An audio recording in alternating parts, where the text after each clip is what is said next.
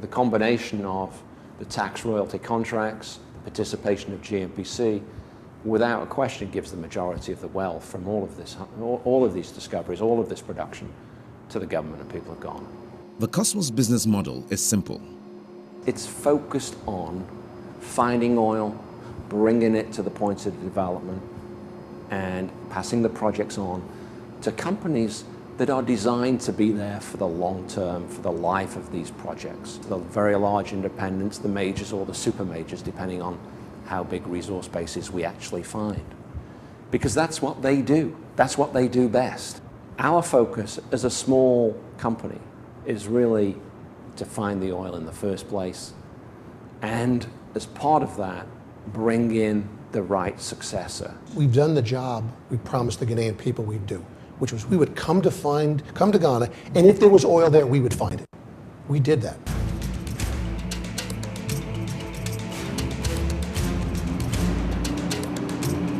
But the challenges are huge. As a newcomer to the industry, Ghana has little of the infrastructure needed to support it, and Kosmos is having to start from scratch, bringing in personnel, experts, supplies, machinery, even rigs from every corner of the globe. It's a massive operation. We have a lot of big equipment out there, a lot of electronic equipment, and we tax it, we push it to the limit.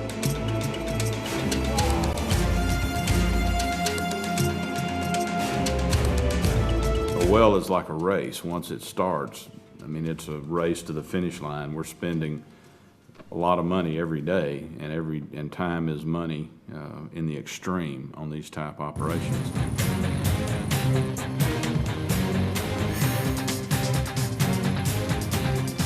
Operating this rig, for example, costs almost $1 million a day. Drilling a single well can cost up to $100 million. Consider the fact that they are drilling in almost 1,500 meters of water, with wells extending up to 3 kilometers below the Earth's crust, into reservoirs that are 90 million years old. At a depth too cold for divers to operate, a remote-controlled vessel is the eyes of the rig on the ocean floor. And above decks, a team of onboard geologists constantly evaluate deep-sea samples to ensure the process is on track. It's a highly complex technical challenge. The important thing is it needs to be done well. Government was keen for early production, and Kosmos obliged. While most companies take up to 7 years to reach production, Kosmos plans to do it in a record-breaking 3. First oil will be pumped to the surface in the last quarter of 2010. We helped to galvanize a fast-track development. We manned up with rigs very quickly at a time when it was difficult to get rigs. And we got on with it, and we've drilled, I think, in the region of 15 wells already, in preparation for the arrival of the FPSO, which is next year, of course. FPSO stands for Floating Production Storage and Offloading Vessel. It's a massive 1,000-foot tanker formerly used to carry oil around the world. Today, it's in a shipbuilding yard where at a cost of $900 million, it's being converted into a huge floating factory. This is a pretty complex thing. This is being done in Singapore at the Jurong shipyard, which is it's an amazing facility where they do lots of work where they'll have 2,000 and 3,000 employees that'll be working on this vessel at any given time. Once complete, it will be anchored above the oil wells, 60 miles offshore.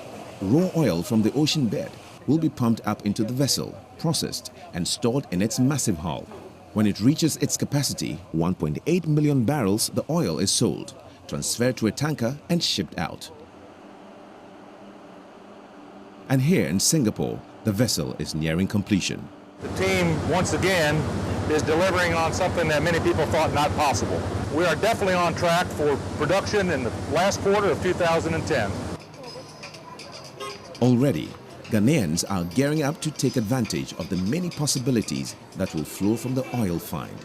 You have petrochemical plants, you'll have refineries, you'll have power generating plants, you'll have all of these things that'll create onshore construction, which will lead to offshoots of other industries that come in and around these. We have companies that are offering services such as catering, hotels, banking, insurance, just about every facet of the industries in Ghana is going to be touched.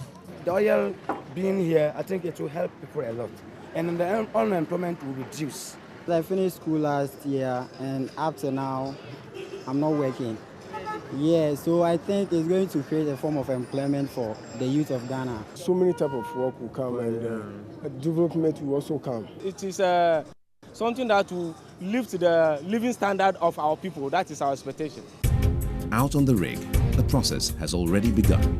I was trained as a roughneck, a shaker man, and I'm still on training to become a pump man, a derrick man. Any metal that has got broken, we are the people who weld them.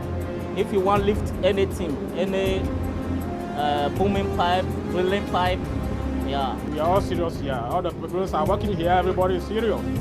You don't joke here because we are not in offshore, we are working on offshore. In the offshore job, we don't play.